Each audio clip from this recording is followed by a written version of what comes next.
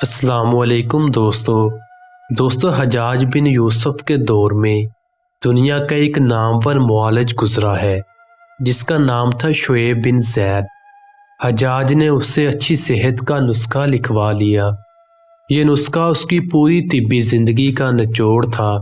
معالج نے حجاج کو بتایا کہ گوشت صرف جوان جانور کا کھاؤ، خواہ 10 دن کے بھوکے ہی کیوں نہ ہو۔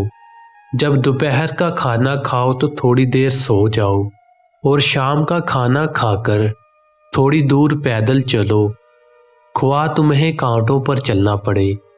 پیٹ کی پہلی غذا جب تک ہضم نہ ہو جائے دوسرا کھانا نہ کھاؤ، خواہ تمہیں 3 دن لگ جائیں۔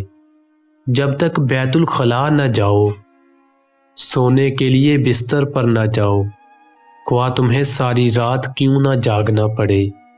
پھلوں کے نئے موسم میں پھل کھاؤ، موسم جانے لگے تو پھل کھانا چھوڑ دو، خواہ تمہارے لیے کھانے کے لیے کوئی اور چیز دستیاب نہ ہو۔